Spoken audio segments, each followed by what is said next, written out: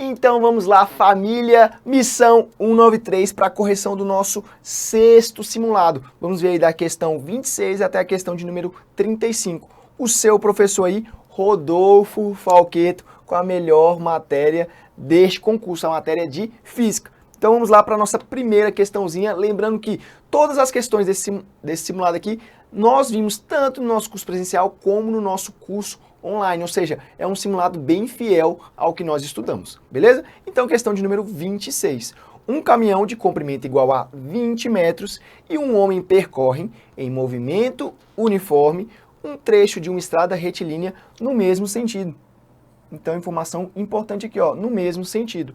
Se a velocidade do caminhão é 5 vezes maior que a do homem, a distância percorrida pelo caminhão, desde o instante que ele alcança o homem, até o momento que ultrapassa o homem em metros, é igual a... Então, ele quer saber a distância percorrida por esse caminhão, desde o momento que ele chega até a pessoa, que ele chega até esse homem, e ultrapassa por completo, ou seja, passa os 20 metros de caminhão pelo homem. Lembrando que o homem também está com velocidade, ou seja, ele também está se movimentando. Então não vai ser 20 metros que ele vai ter que percorrer. Ele vai ter que percorrer os 20 metros do caminhão, mais a distância que esse homem vai percorrer aí nesse intervalo de tempo, beleza? Então atente-se aí. Essa é uma questãozinha de MRU, ou seja, movimento retilíneo uniforme, que pode cair na sua prova. Hoje nós não vemos mais com tanta frequência questõezinhas simples. Velocidade média é igual a ΔS sobre ΔT. As bancas tendem a dificultar um pouquinho mais. Isso aqui é uma questãozinha que caiu no concurso de 2011. Não costuma cair mais esse tipo de questão. As bancas gostam de extrapolar um pouquinho mais. Ou seja, a matéria de MRU é uma matéria teoricamente fácil. Era para ser fácil, beleza? A banca, então, tem que dificultar um pouco. Como ela faz para dificultar? Coloca um tipo de exercício desse aqui, um tipo de exercício de ultrapassagem, que a gente já viu aí que cai demais, inclusive caiu nos nossos outros simulados. Então, vamos lá. Como que eu faço para resolver esse tipo de questão? Professor, eu estou lembrando aí das correções anteriores que o senhor falou que tem que igualar as nossas funções horárias da posição. Exatamente, nós vamos igualar tanto a equação horária da posição do caminhão com a equação horária da pessoa. Lembrando aqui, ó, o caminhão está aqui, indo para a direita. Nesse caso, a gente pode estabelecer aí direita ou esquerda. Eu coloquei aqui direita por ser mais usual. E a pessoa também está indo para a direita. Lembrando que o caminhão é a velocidade do humano vezes 5. E a pessoa é só a velocidade do humano. Ou seja, o caminhão vai precisar ultrapassar ele esses 20 metros, mais a distância que essa pessoa aí vai percorrer, beleza? Então, função horária do caminhão vai ter que ser igual à função horária do homem. Função horária da posição, S é igual a S0 mais V0T, ou VT, beleza? Então, do caminhão, nosso S0 do caminhão mais o nosso V do caminhão vezes o tempo é igual a S0 do homem mais nossa velocidade do homem vezes o nosso tempo, beleza? Então, qual é a posição inicial do caminhão? Olha aqui, ó, posição, a gente vai colocar a origem aqui como sendo 0 metros. Então, aqui, 0, mais a velocidade do caminhão. Vou escrever aqui novamente, ó, a velocidade do caminhão é igual a velocidade do homem vezes 5, ou 5 vezes a velocidade do homem. Então, velocidade do caminhão, vou colocar aqui já 5 vezes velocidade do homem, vezes o tempo.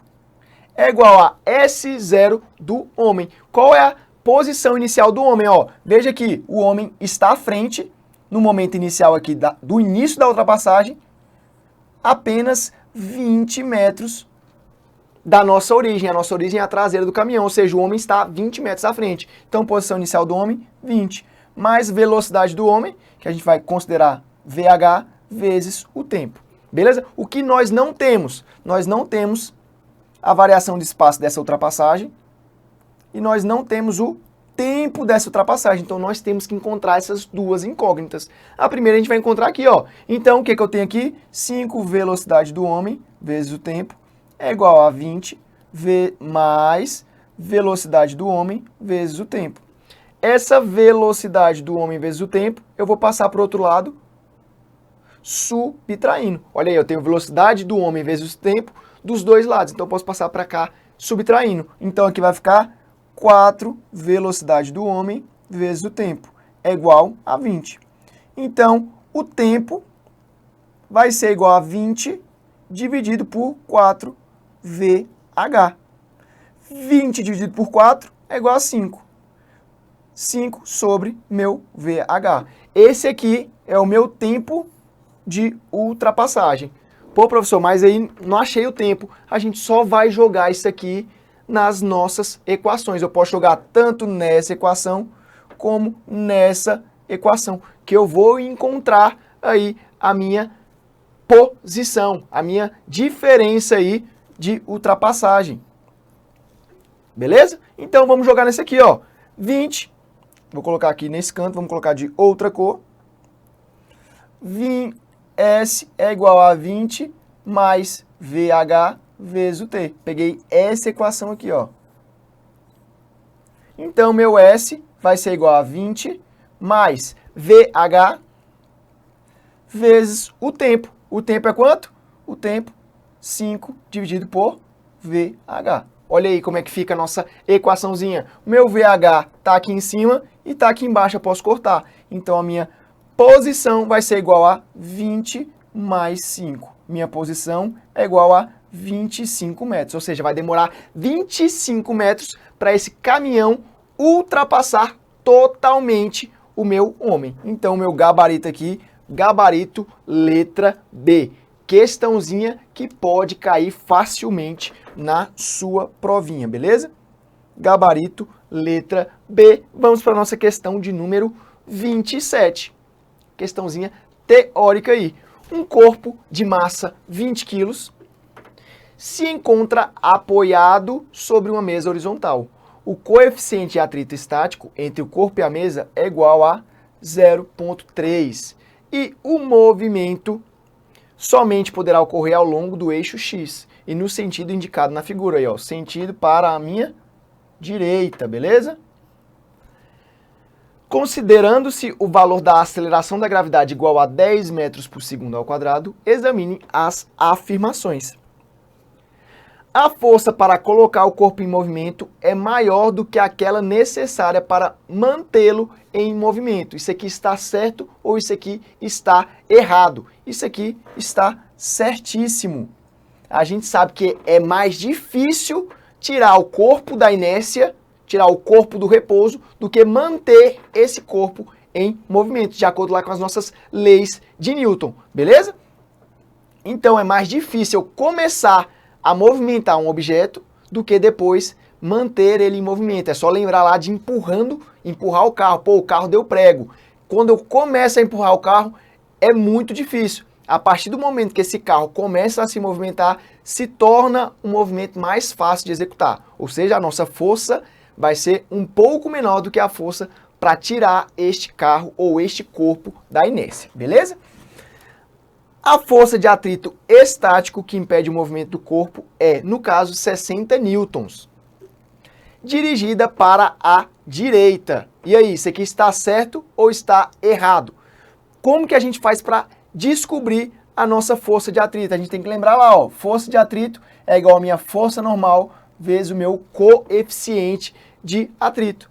Então, força de atrito vai ser igual a minha normal. Qual é a minha normal? Minha normal é igual a minha massa, 20, vezes a minha aceleração da gravidade, que é 10, vezes o meu coeficiente de atrito, que é igual a 0,3. Aqui vai ser 200, 200 vezes 0,3 é igual a 60 newtons. Aí você vai lá e marca certo, mas não, tem um detalhe errado aqui, ó, dirigida para a direita. Não é para a direita, a força de atrito ela sempre vai ser contrária ao meu movimento. Se o meu objeto está querendo se deslocar para a direita, a minha força de atrito automaticamente vai ser para a esquerda. Ou seja, a minha força de atrito é uma força resistível, ela vai resistir ao movimento. Então, esse direito aqui deixa nosso segundo item errado. Se nenhuma outra força atuar no corpo ao longo do eixo X, além da força de atrito, devido a essa força, o corpo se move para a direita. Isso aqui está incorreto. Tá errada. Se só existir a força de atrito atuando neste corpo aqui, esse corpo vai permanecer em repouso, vai permanecer parado, beleza? Ele não vai se movimentar. Então, nosso item 3 aqui também está incorreto. Precisaria ter uma força que fosse maior do que a nossa força de atrito para esse objeto começar a se movimentar.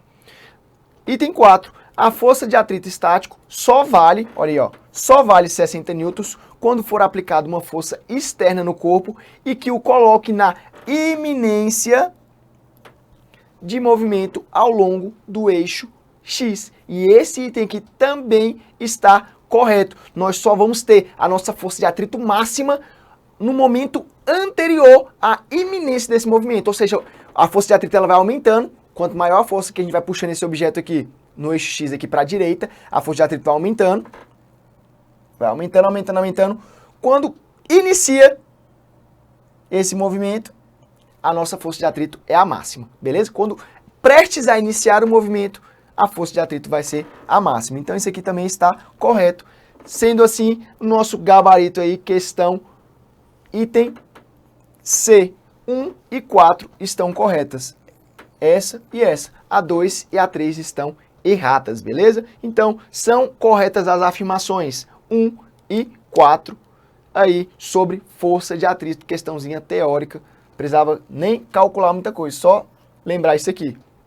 Mas só de saber que a força de atrito é oposta ao movimento, você já conseguia matar isso aqui. Beleza? Então, vamos seguir aí para a nossa questãozinha de número 28.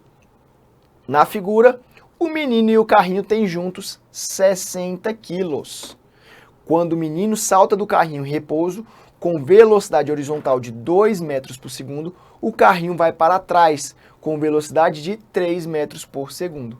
Deste modo, podemos afirmar que a massa do menino é de...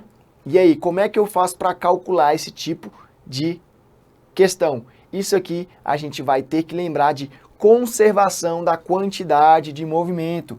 Quantidade de movimento, representada aí pela letrinha Q. Quantidade de movimento. Beleza? Sempre que eu estiver relacionando aí velocidade com peso, ou seja, com a massa, desculpe, quando eu estiver relacionando aí velocidade com a minha massa, eu tenho que lembrar de quantidade de movimento.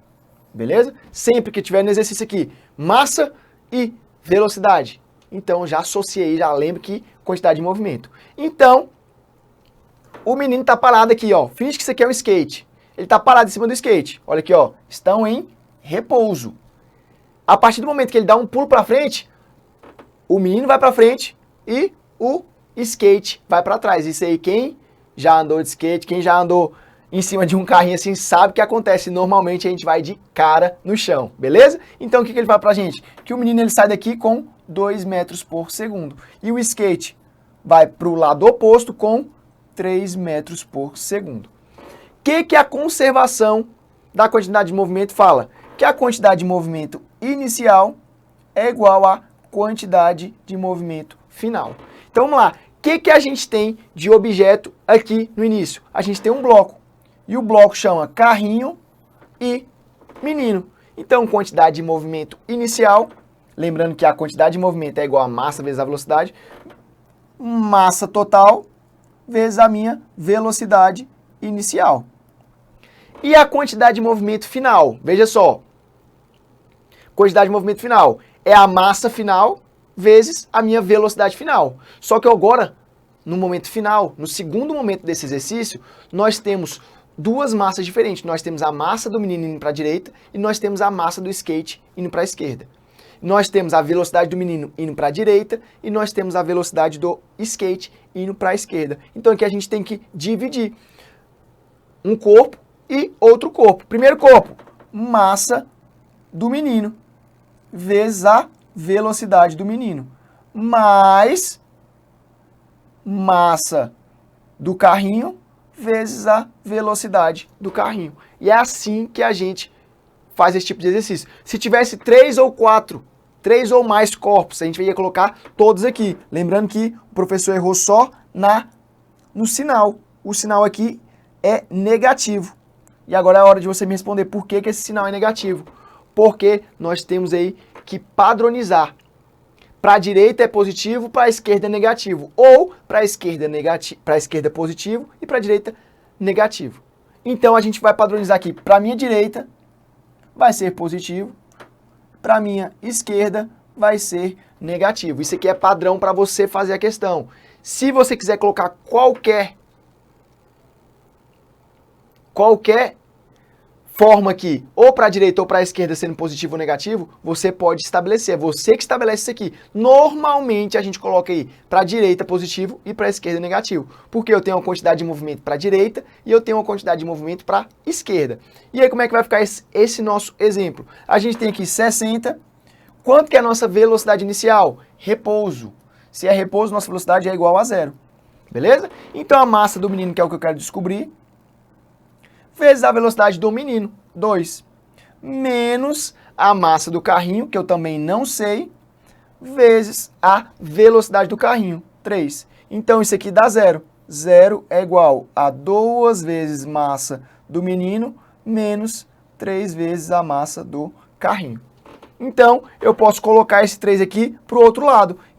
Então, 3 massa do carrinho é igual a 2 vezes a massa do menino. Beleza? Lembrando que massa do carrinho mais massa do menino é igual a 60 quilos. Então, massa do carrinho é igual a 60 menos a massa do menino.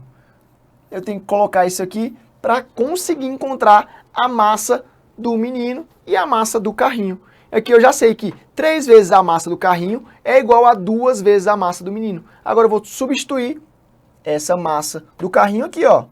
Então vamos fazer aqui. Vamos substituir já. 3 vezes massa do carrinho. Quanto que vale a massa do carrinho? 60 menos a massa do menino.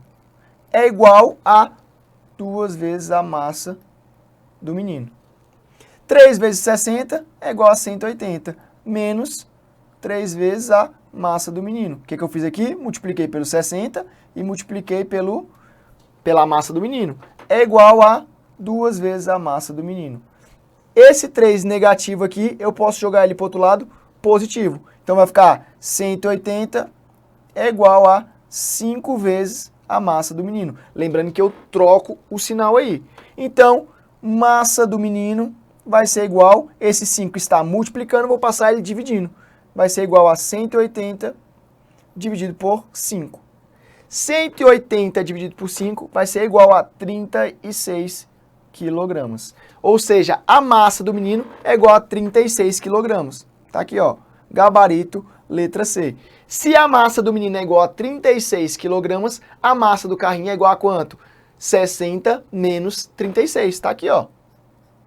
Que é igual a 24 quilos. Se ele estivesse perguntando a massa do carrinho, então, seria 24. Por isso que ele colocou essa outra alternativa aqui, ó, para pegar a gente na hora da prova e na hora do desespero. Mas a massa do menino é igual a 36 quilos. Qual a observação? Padronizar direita e esquerda, se vai ser positivo ou negativo. Vocês viram aí, ó, se eu tivesse colocado esse sinal aqui, ó, diferente, ou seja, se eu tivesse somado essa quantidade de movimento aí, nós teríamos chegado numa resposta errada, beleza? Então, só tomar cuidado com isso aí, quantidade de movimento, lembrar de padronizar direita e esquerda. Vamos para a nossa próxima questãozinha, questão de número 29. Questãozinha teórica também sobre campos elétricos. Campos eletrizados ocorrem naturalmente em nosso cotidiano. Um exemplo disso é o fato de algumas vezes levarmos pequenos choques elétricos ao encostarmos em automóveis. Tais choques são devidos ao fato de estarem os automóveis eletricamente carregados. Sobre a natureza dos corpos eletrizados ou neutros, olha aí, ó, eletrizados ou neutros, considere as afirmativas a seguir. Se um corpo está eletrizado, então o número de cargas elétricas negativas e positivas não é o mesmo. E aí, isso aqui está certo ou está errado? Essa alternativa aqui está correta. É o que determina que um corpo está eletrizado, se a quantidade de cargas elétricas aí, positivas e negativas, é igual ou é diferente. Se for diferente, ele está eletrizado. Se for igual, esse corpo está em equilíbrio, esse corpo está neutro, beleza? Então isso aqui está correto. Se um corpo tem cargas elétricas, então está eletrizado. Aí vem a atenção do nosso aluno. Se um corpo tem cargas elétricas, então ele está eletrizado. E ele fala pra gente aqui no enunciado, ó, o corpo ele pode estar eletrizado ou neutro. Aí eu te pergunto, um corpo neutro, ele tem cargas elétricas? Sim, um corpo neutro ele tem cargas elétricas, mas ele tem a mesma quantidade de cargas elétricas positivas e cargas elétricas negativas. Ou seja, ele não precisa estar eletrizado, ele pode estar neutro. Então isso aqui, nosso item, é incorreto por esse motivo. A gente tem que lembrar do corpo neutro. Pô, professor, eu não lembrei. Pois é, por isso que ele já colocou aqui para você no enunciado. Ó. Ele falou que existe corpo eletrizado e existe corpo neutro. Então você tem que lembrar do corpo neutro. O corpo neutro, ele vai ter carga elétrica, mas ele não vai estar eletrizado, beleza? Então vamos seguir aí, ó. Um corpo neutro é aquele que não tem carga elétrica. Olha aí, ó. Tá tudo no nosso enunciado. O corpo neutro é aquele que não tem carga elétrica. O corpo neutro, ele tem carga elétrica, só que as cargas estão em equilíbrio. Não esqueça disso, corpo neutro não é porque ele não tem cargas, é porque ele está em equilíbrio. Então isso aqui também está incorreto, isso aqui é errada, beleza? Por quê? Porque ele tem cargas elétricas, mas ele não está eletrizado. Ter cargas elétricas é diferente de estar eletrizado, beleza? Item 4 agora. Ao serem atritados, dois corpos neutros de materiais diferentes tornam-se eletrizados com cargas opostas, devido ao princípio de conservação das cargas elétricas. E esse item aqui também está correta. A gente vê lá nos tipos de eletrização, atrito, contato ou indução, que no atrito, atritando dois corpos aí com materiais diferentes, eles vão se tornar aí um corpo positivo e outro corpo negativo, beleza? Vai ter essa transferência de cargas elétricas aí, deixando um positivo e outro corpo negativo. Isso aqui acontece na eletrização por atrito. Então, essa aqui está certíssima. E agora vamos para o nosso item 5. Na eletrização por indução, é possível obter-se corpos eletrizados com quantidades diferentes de cargas. Isso aqui está correto ou isso aqui está incorreto. Isso aqui também está certinho. A gente tem que lembrar que na eletrização por indução, nós vamos polarizar o nosso material. E nós não vamos ter essa transferência, e sim uma polarização. Olha aqui, ó. A gente chega aqui, ó, o exemplo mais comum. A gente chega com a barra eletrizada negativamente, perto de um material neutro. O que vai acontecer com esse material neutro? Esse material neutro aqui, ó, ele vai polarizar, ó. Cargas elétricas opostas se atraem.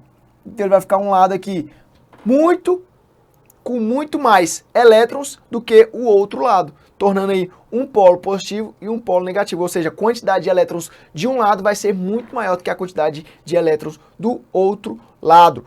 Então, posso ter corpos eletrizados com quantidade diferentes de carga. Isso aqui está correto, beleza? Então, item 1 está correto, item 4 está correto e item 5 também está correto. Nosso gabarito, então, gabarito letra B, beleza? É importante estudar, revisar um pouquinho, é rapidinho, você consegue ver um videozinho, consegue ver as nossas aulas aí no nosso portal sobre eletrização, atrito, contato e indução, beleza? Questão de número 29, então, nosso gabarito letra B. Vamos para a nossa questão de número 30. Numa partida de futebol, o goleiro bate o tiro de meta e a bola de massa de 0,5 kg sai do solo com velocidade de módulo igual a 10 metros por segundo, conforme mostra a figura. E a gente vê essa figura aqui, já fala, pô, lançamento oblíquo, não sei, não estudei, pulei. Vou chutar. Presta atenção. Olha o tipo de questão que pode cair na sua prova. Porque a gente vê esse tipo de questão que a gente já pensa que é lançamento oblíquo. Pô, vou ter que calcular ângulo aqui, deu ruim, eu não lembro, seno, cosseno. Mas olha como essa questão é muito tranquila. No ponto P, a 2 metros do solo, um jogador da defesa adversária cabeceia a bola. Considerando G igual a 10 metros por segundo ao quadrado, a energia cinética da bola no ponto P vale em joules, lembrando que a energia aí é calculada em joules, quanto? Ele quer saber quanto que a gente vai ter de energia cinética neste ponto aqui. Então, esse exercício aqui é de conservação de energia. Não se preocupe até ler o nosso enunciado por completo. Não comece a sofrer antes de ler tudo, beleza? Isso aqui, questãozinha tranquila de conservação de energia. Então, vamos ver como que faz esse tipo de questão. Lembrando que a banca aqui poderia ter colocado aqui, ó, desconsidere perdas aí durante esse percurso da bola. Não colocou, mas vamos calcular aí como a banca gostaria que fosse calculado. A gente tem uma velocidade inicial igual a 10 metros por segundo. E ele fala que é em módulo, beleza? 10 metros por segundo. A gente tem a massa dessa bola, 0,5 quilogramas. E a gente tem a altura deste cabeceio aí, ó, do jogador. Nosso H vai ser igual a 2 metros. Então vamos lá, vamos analisar ponto por ponto. Nós temos que primeiro analisar este ponto aqui, primeiramente, depois analisar o ponto P. Então vamos lá, ponto, colocar aqui, ó, ponto inicial. O que a gente tem de energia no ponto inicial? Lembrando que sempre que a gente tiver velocidade, nós temos energia cinética. E sempre que tivermos altura, nós temos energia potencial gravitacional. Fechou?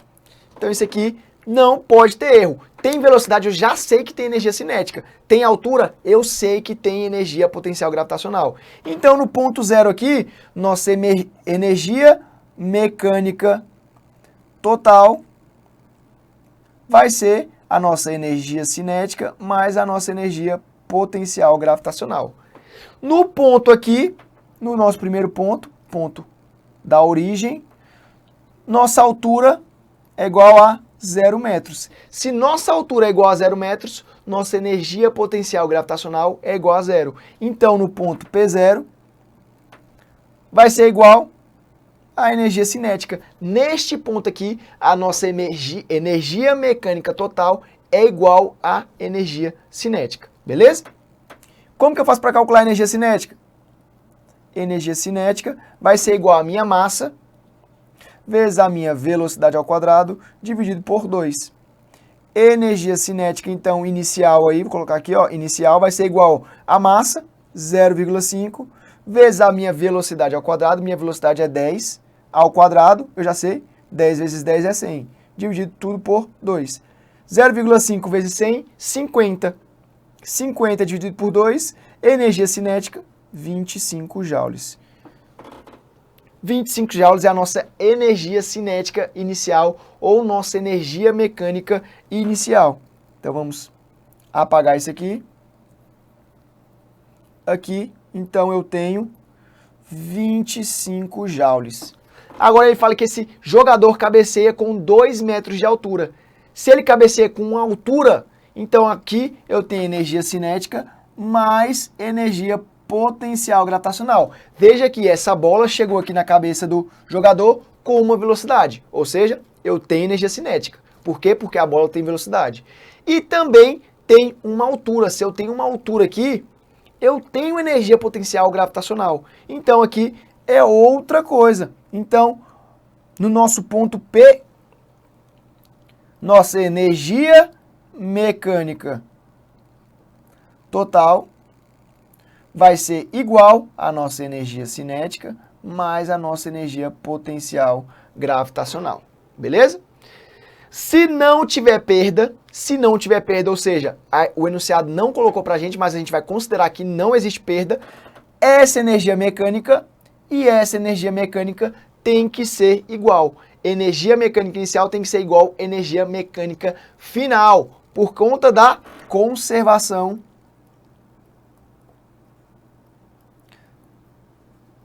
da energia. A energia se conserva, ou seja, a nossa energia no início tem que ser igual à nossa energia no fim. Então, aqui a gente sabe que tem energia cinética mais energia potencial. Então, no ponto P, eu sei que minha energia cinética mais a minha energia potencial gravitacional tem que ser igual a quanto? Tem que ser igual a 25 joules. Por quê, professor? Porque essa é a energia mecânica total. Olha aqui, ó, energia mecânica total é igual a energia cinética mais energia potencial gravitacional. Vou colocar aqui, ó, energia cinética do ponto P mais energia potencial gravitacional do ponto P. Ele quer que a gente calcule o quê? O enunciado pede para a gente calcular energia cinética da bola no ponto P. Então a gente tem que calcular a energia cinética no ponto P. Por que a gente tem que calcular a energia cinética? Porque a energia potencial a gente já sabe como é que a gente vai encontrar. Ó, energia cinética a gente calcula mv ao quadrado sobre 2. E a energia potencial gravitacional? mgh. Eu tenho a massa, eu tenho a gravidade e eu tenho a minha altura. Então a energia potencial eu já consigo calcular. Só vai sobrar a minha energia cinética. Então a energia cinética eu ainda não sei do ponto P, mas energia potencial gravitacional, mgh. Isso tudo tem que ser igual a 25. Energia cinética do ponto P mais massa 0,5, gravidade 10, altura 2. Isso tudo tem que ser igual a 25. Energia cinética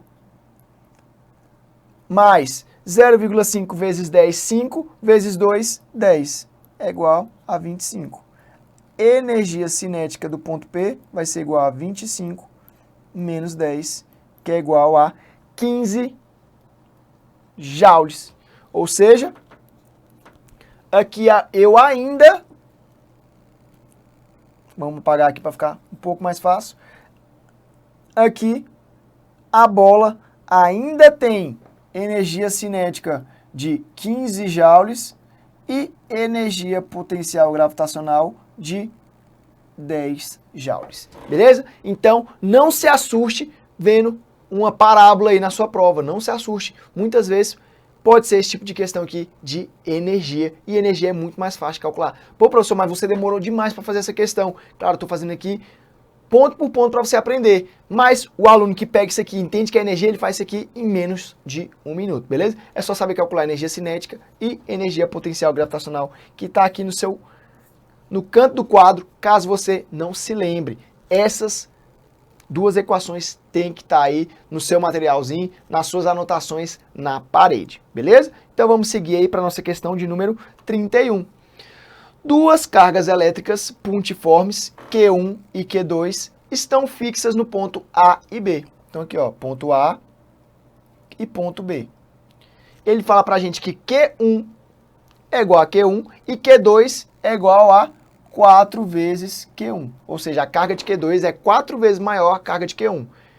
Estão distantes 30 centímetros.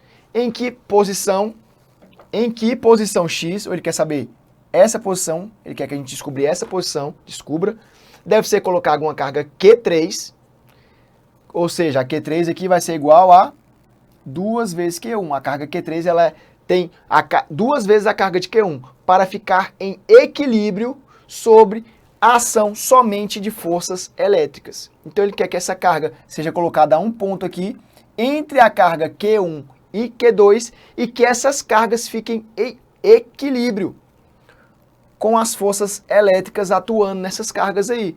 Então, como que a gente faz para calcular esse tipo de exercício? Primeira coisa, muito importante, vamos colocar todos os dados que a gente tem aqui, ó. A gente sabe que o Q1 é igual a Q1. Meu Q2 vai ser igual a 4 vezes o meu Q1. E o meu Q3 vai ser igual a 2 vezes o meu Q1. Beleza? Então aqui eu tenho duas forças atuando aqui, ó. Eu tenho a força de Q1 a Q3, que eu vou chamar de força Q13, que ela atua aqui, ó, entre Q1 e Q3, e eu tenho a força entre Q2 e Q3, que eu vou chamar ela de força 2, 3. Então, vou ter duas forças atuando aí. Agora eu tenho que lembrar como que eu faço para calcular uma força elétrica. Força elétrica é igual a minha constante, Q1 vezes Q2, dividido pela distância ao quadrado. Isso aqui que a gente vai levar para resolver essa questão. Lembrando que o tamanho de x a gente não conhece, mas a gente sabe que entre Q1 e Q2 eu tenho 30 centímetros. Lembrando que este aqui no SI tem que estar em metros. Então já posso colocar mais uma informação aí, ó. Distância entre 1 e 2 vai ser igual a 30 centímetros, que é igual a 0,3 metros. Beleza? Então, colocando todos esses dados aí, eu vou igualar. Por quê? Para esse sistema estar em equilíbrio, olha aqui, ele fala para a gente que ele tem que ficar em equilíbrio, sob a ação somente dessas forças elétricas. A minha força 1,3 tem que ser igual à minha força 2,3. Essas forças atuando aqui em Q3, elas têm que ser iguais. Beleza? E assim a gente vai encontrar a distância dessa carga 3, essa carga 3 aí. Como que eu faço para calcular a força 1,3? Força é igual, já vou colocar direto. Vou apagar aqui. Vamos lá. Força 1. A minha força 1, eu vou utilizar essa equação aqui, ó. Meu K vezes Q1 vezes Q3. Eu quero saber a força entre a carga Q1 e a carga Q3. Isso tudo dividido por quanto? Por x ao quadrado. Essa distância aqui, ó. Entre Q1 e Q3 é a distância x. Entre Q3 e Q2 é a distância de 30 menos o x. Beleza? Agora vamos para a força 2, 3, que é a força entre a carga 2 e a carga 3. Mesma coisa. K vezes Q2 vezes Q3. Agora a distância entre a força entre 2 e 3, dividido tudo por 30, ou 0,3 na verdade. 0,3, que a gente encontrou aqui, ó, menos o meu x. Olha aí, ó, é o 0,3 menos a distância de 3 para 1, beleza? Isso tudo também ao quadrado, beleza? Então, está aí o nosso sisteminha. O que eu posso cortar aqui? Tudo que for igual de um lado, eu posso cortar com o outro lado. Aqui, ó, eu tenho o K de um lado, e eu tenho o K de outro lado. Eu tenho a minha constante de um lado e a minha constante do outro lado. Eu tenho o Q3 também, ó. O Q3 está de um lado e o Q3 também está do outro lado. Então eu posso cortar o Q1 e o Q2 eu não consigo cortar. Agora eu vou colocar quanto vale cada um. Eu sei que o meu Q1 vale Q1. Dividido por x ao quadrado vai ser igual ao meu Q2. Q2 está aqui, ó. É igual a 4 vezes o meu Q1. 4 vezes o meu Q1 dividido por 0,3 menos x, isso tudo ao quadrado. Olha aí, ó. Agora voltou aqui, ó. Eu tenho Q1 de um lado e eu tenho Q1 de outro lado. Posso cortar, ó. Q1 com Q1. Então a minha equação vai ficar da seguinte forma. 1 sobre x ao quadrado é igual a 4 dividido por 0,3 menos x, isso tudo ao quadrado. Beleza? Professor, eu preciso calcular esse expoente 2 aí? Não preciso. Olha o que a gente vai fazer. Olha aqui, ó. Multiplicar fração. Eu tenho que multiplicar o numerador com o denominador. Então, vamos lá. Vamos jogar para cá. 1 multiplicado por 0,3 menos x, isso tudo ao quadrado, é igual a 4 vezes x ao quadrado. Multipliquei o 4 vezes x ao quadrado e o 1 com o nosso parêntese aí, 0,3 menos x também ao quadrado. Então esse 1 eu posso desconsiderar. Como que eu faço para tirar esse nosso radicalzinho aqui? A gente coloca uma raiz quadrada de um lado e uma raiz quadrada de outro lado, beleza? Para tirar o nosso expoente 2 aí, ó. Eu vou desconsiderar esse meu 1 aqui, 1 e nada aqui não faz diferença pra gente, então eu vou colocar uma raiz quadrada desse lado, e eu coloco uma raiz quadrada desse lado. Eu faço isso para tirar o meu expoente de número 2, beleza? Quando eu tenho o expoente de número 2 dos dois lados, eu posso fazer essa jogada matemática. Então aqui eu vou ficar com 0,3 menos x vai ser igual. Qual é a raiz quadrada de 4? 2. Qual é a raiz quadrada de x ao quadrado? X. Então tá aí, ó. 0,3, vou arrumar aqui, menos x é igual a 2x. Esse x negativo, eu posso jogar para o outro lado ele positivo. Então vai ficar 3x é igual a 0,3. Só joguei o x para o outro lado e arrumei aqui a minha equação. X então vai ser igual a 0,3 dividido por 3. Meu x vai ser igual a 0,1 metros.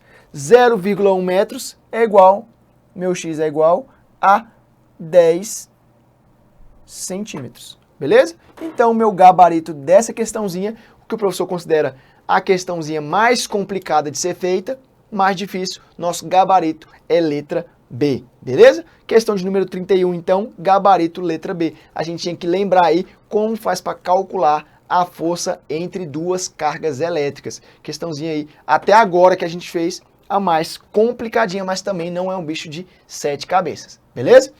Vamos seguir então para a nossa próxima questão, questão de número 32. Mais uma questãozinha teórica, beleza? Olha aí, ó, como que essa prova foi dividida. Questões teóricas, questões de cálculo, a gente tem que matar as teóricas, nós não podemos perder questão teórica na nossa prova, beleza? No fundo de um lago, de temperatura constante, um balão é preenchido com um certo gás ideal. O balão, então, é fechado e solto. O balão é, então, fechado e solto. Um mergulhador que acompanhou o movimento do balão fez as seguintes afirmações. Olha, ele fez algumas afirmações. O movimento do balão é do tipo acelerado uniforme. O empuxo sobre o balão foi máximo quando a pressão sobre ele era máxima. O balão poderia explodir quando atingisse a superfície. Olha aí, ó. Ele está falando que está aqui, ó, o fundo de um lago. Eu tenho um balão cheio de ar, de um gás ideal. Ou seja, se eu tenho um balão aqui imerso em um fluido, eu vou ter o quê? Eu vou ter uma força de empuxo. Vou colocar aqui, ó, uma força de empuxo aqui, ó. Mas o que de força que eu tenho aqui? Eu tenho mais uma forcinha aqui, ó. Eu tenho a minha força peso, beleza? Se a minha força de empuxo for maior do que a minha força peso, esse balão vai subir. Se minha força peso for maior do que a minha força de empuxo, esse balão vai descer. Então, ele acompanhou o movimento desse balão e ele falou, o movimento do balão é do tipo acelerado e uniforme. E aí, ele está certo ou ele está errado? Para isso aqui a gente tem que lembrar de duas coisas. A nossa força, vou colocar aqui na canetinha, vermelha. A nossa força a gente tem que lembrar aí que é igual a nossa massa vezes a nossa aceleração. Ou seja, se a nossa força está aumentando, é porque nós temos uma aceleração aqui, beleza?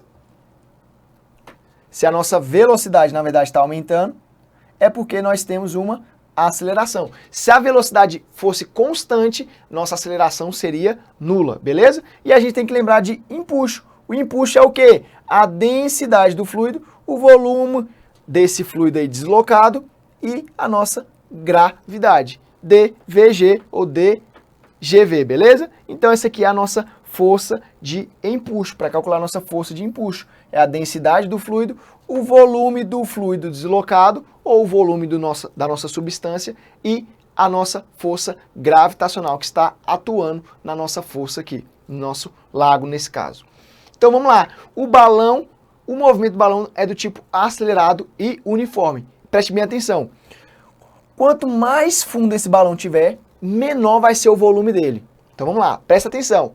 Está mais fundo, tenho mais massa de água em cima desse balão, então o meu volume vai ser menor. A partir do momento que esse balão começa a emergir, começa a subir, esse balão vai aumentando o seu volume, porque a pressão da água vai diminuindo. Então ele está aqui, ele está com volume. Se ele subir mais um pouco, ele vai ter outro volume. Se ele subir mais um pouco, ele vai ter outro volume, beleza? Por quê? Porque a pressão da água está fazendo com que esse volume seja menor. Então, quanto mais perto da superfície, maior vai ficando este meu balão. Isso aqui é a primeira observação que você tinha que considerar nesse tipo de exercício aqui.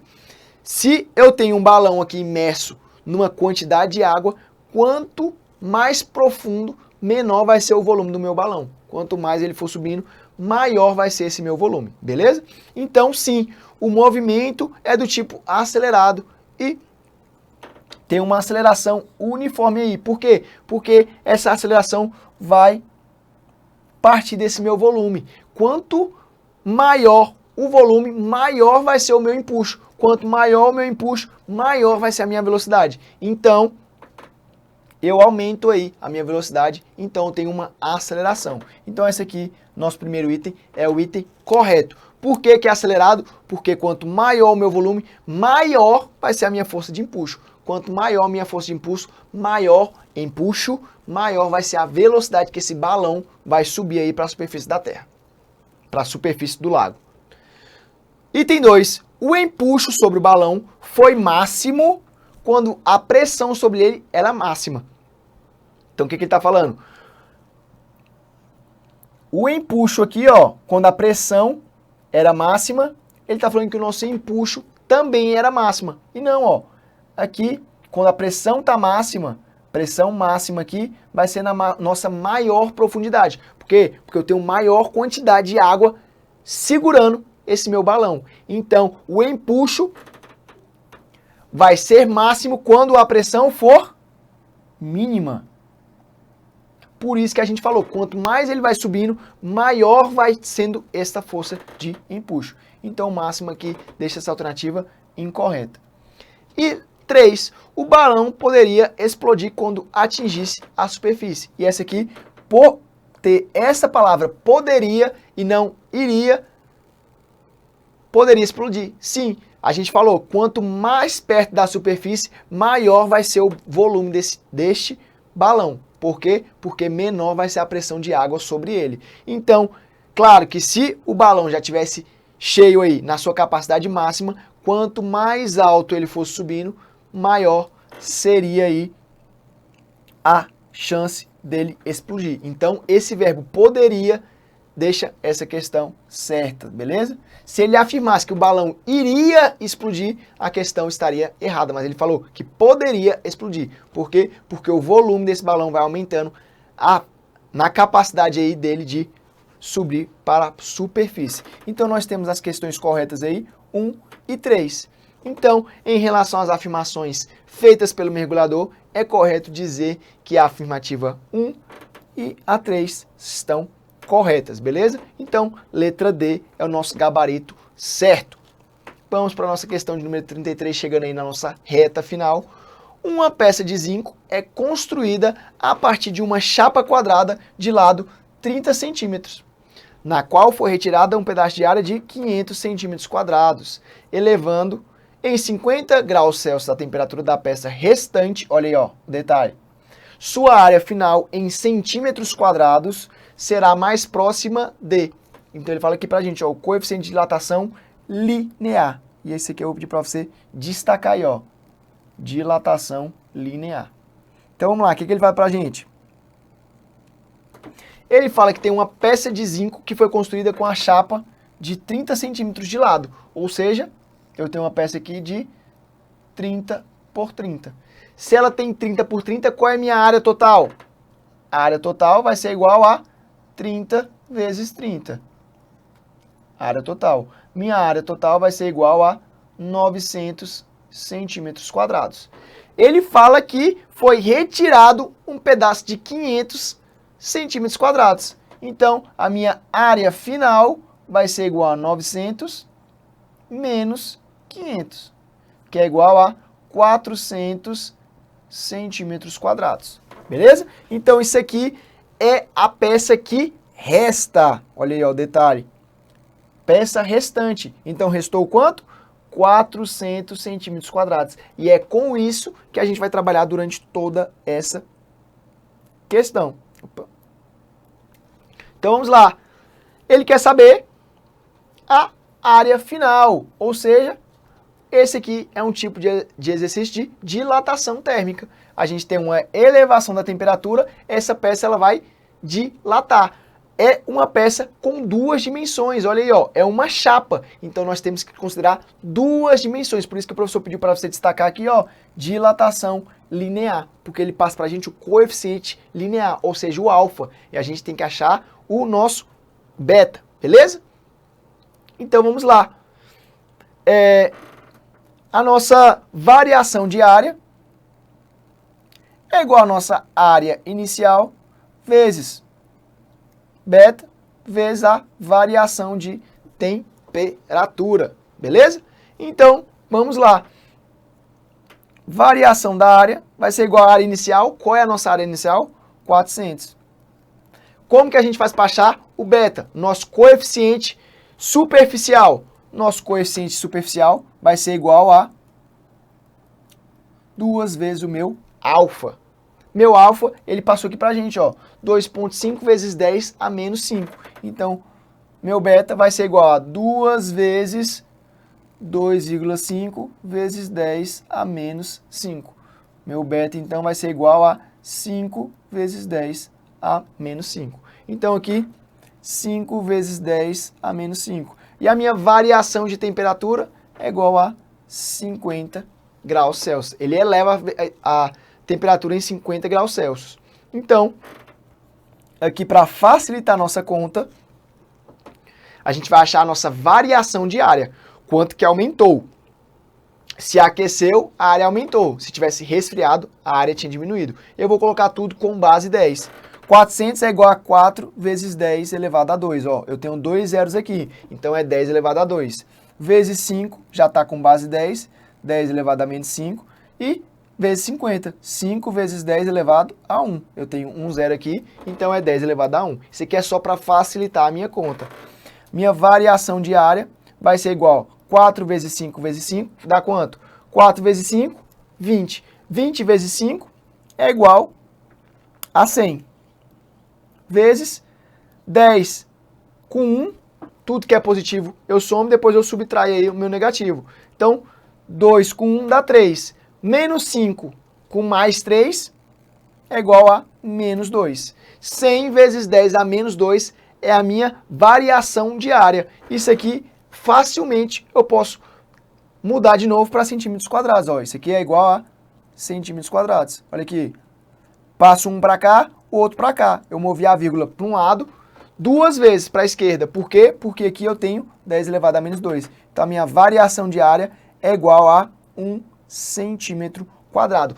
Essa jogada de vírgula com base 10, você tem que saber fazer. Infelizmente, ela cai muito nas questões de física. Então, isso aqui é bom pegar um revisaço aí de matemática aí para aprender como é que faz essa jogada com a vírgula e expoente de base 10, beleza? Então, a minha variação de área foi igual a 1 centímetro. Se eu tinha 400 centímetros quadrados e aumentei 1 centímetro, eu fiquei com a minha área final de 401 centímetros quadrados. Nosso gabarito aí também dá 33, é letra B.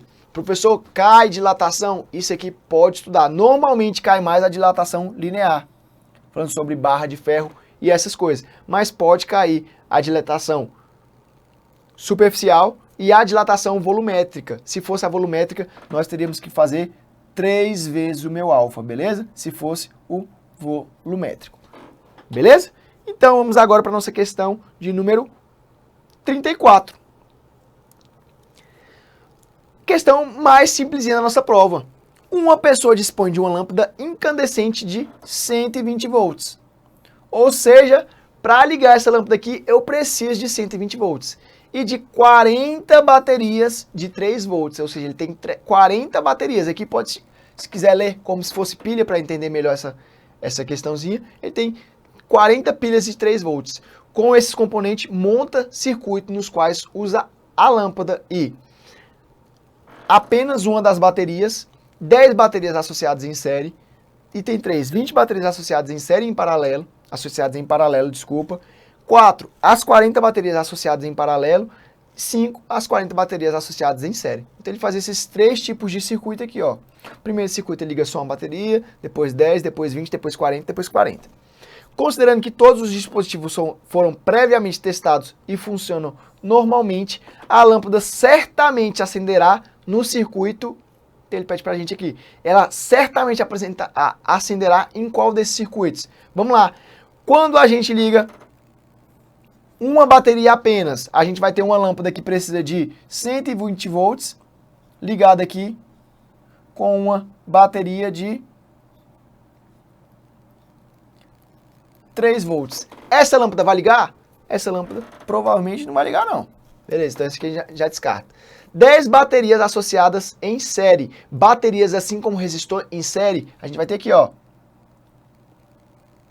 Uma bateria, 2 baterias, 3 baterias.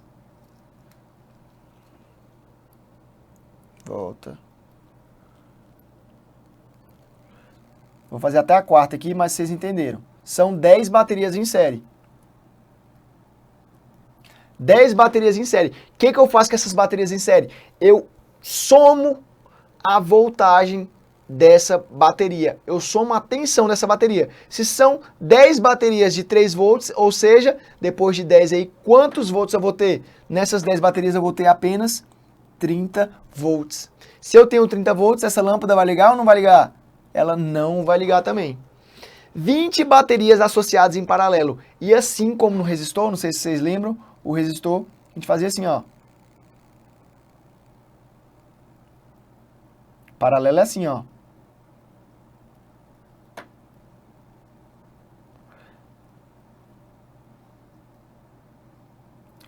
E no paralelo, o que acontece com a nossa tensão em paralelo? Aí a gente viu que a nossa tensão em série, a gente soma as tensões. E em paralelo, a nossa tensão, ela continua igual.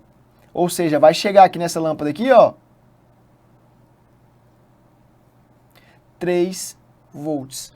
Qual é a vantagem de se utilizar paralelo aqui, associação em paralelo de pilhas e baterias? Aumentar a nossa corrente. A nossa tensão na lâmpada vai continuar com 3 volts, beleza? Então, a maioria dos equipamentos que a gente tem em casa aí que usa pilha ou bateria vai ser tudo circuito em série, beleza? Se você pegar lá a controle da sua televisão, vai parecer que está em paralelo porque está uma do ladinho da outra, mas ele tem uma fiação ligando aqui, ó. Um fio sai daqui, esse aqui conecta com esse aqui e sai outro fio daqui, tá bom? Positivo, negativo, positivo, negativo, beleza?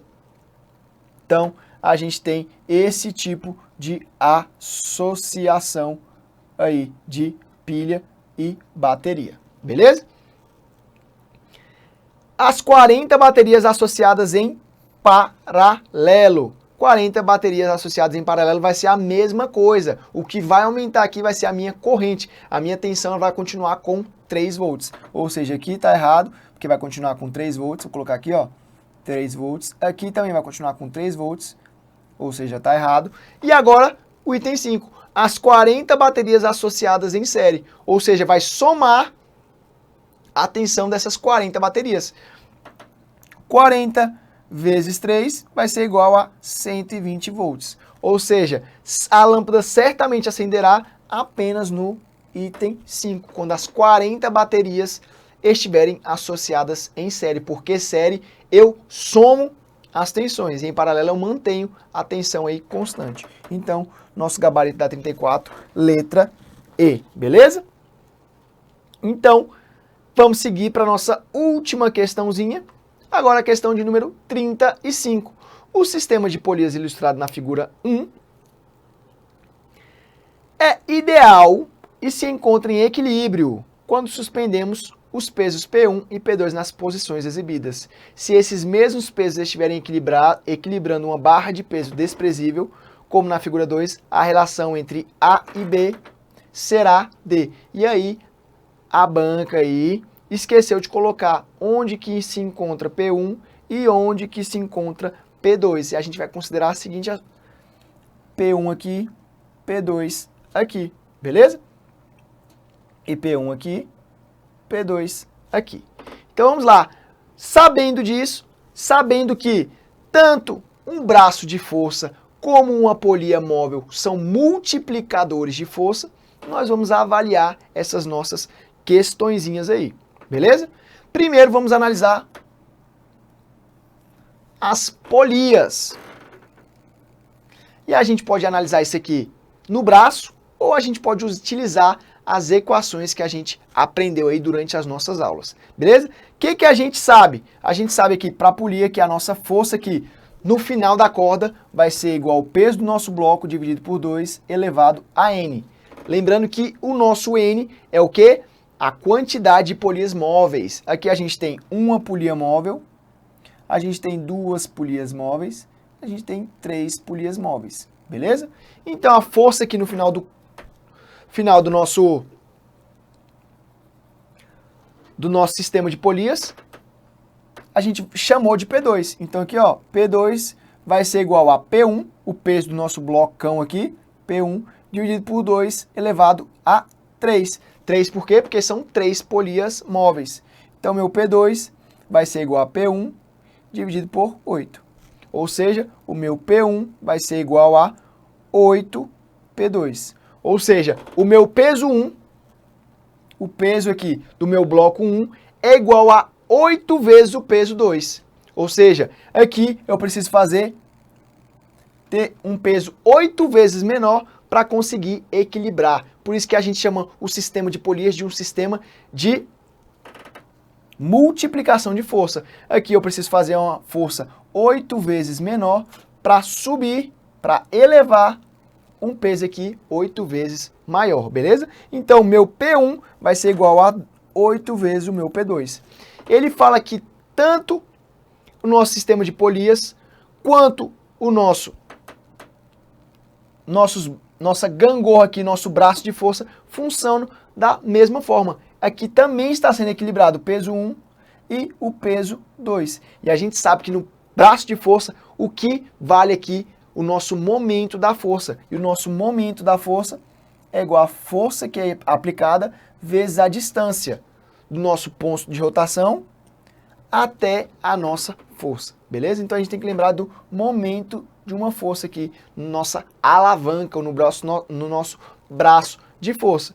Então o que a gente tem de informação? A gente tem que o nosso P1 multiplica por A. Nosso momento da força P1 é igual a P1 vezes A, ou seja, a força P1 aqui vezes a distância, que é o nosso A, vai ser igual ao nosso P2 vezes a nossa distância B. Ele quer que a gente encontre a relação entre A e B, ou seja, a gente tem que encontrar a relação aqui entre A e B.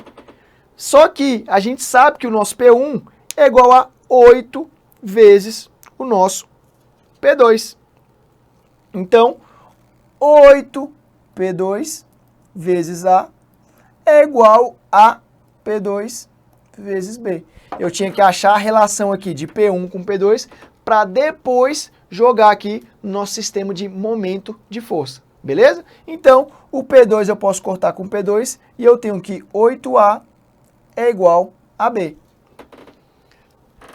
Então, meu A vai ser igual a B dividido por 8. Aí a gente vai lá nas nossas equações, nas nossas alternativas aqui e tenta encontrar um. E a gente encontra aqui, ó, a alternativa A. Então, a nossa relação é que a nossa distância do ponto de fixação aqui até o nosso ponto, nosso peso 1, vai ser o nosso B dividido por 8, ou seja, ela vai ser 8 vezes menor do que a distância do ponto P2 até o nosso eixo de rotação. Isso aqui a gente chama de eixo de rotação. Assim como a polia, ela nos ajuda a erguer um objeto mais pesado com menos força, também o braço de força funciona da mesma forma. Olha aí, ó, a gente consegue equilibrar um objeto 8 vezes mais pesado, sendo que é só a gente aumentar o tamanho da nossa distância da nossa barra aí, do nosso segundo na segunda força aí até o nosso eixo de rotação. Então como é que ficaria mais ou menos essa imagem aqui, ó? O P1 estaria aqui, aqui teria o nosso ponto de equilíbrio aqui, nosso eixo de rotação, e o nosso P2 estaria aqui. Só dessa forma, lembrando que aqui seria o quê? Nosso B vai ser igual a 8 vezes o tamanho de A. E aqui, nosso A. Tá vendo? Para conseguir equilibrar um peso muito maior, ou seja, um peso 8 vezes maior, eu preciso de uma barra 8 vezes maior do lado oposto. Então tá aí, ó, o resumo do nosso exercício é esse aqui, ó. Para conseguir equilibrar, lembrando que o P1 aqui tem o peso de 8 vezes P2, ou seja, ele é 8 vezes mais pesado que P2. Dessa forma, eu ainda consigo equilibrar isso aqui, considerando o meu braço de força. E é isso aqui que a gente chama de braço de força. Isso aqui também costuma cair nas nossas questõezinhas aí, envolvendo gangorras, beleza? É assim que funciona a gangorra. Se tiver duas crianças com o mesmo peso aqui, uma de um lado e outra do outro lado da gangorra, a gangorra vai ficar equilibrada. Se essa pessoa for se aproximando para mais perto aí do nosso ponto, do nosso eixo de rotação, essa gangorra tende a ficar mais desequilibrada, beleza? Fechamos aqui mais uma correção de simulado.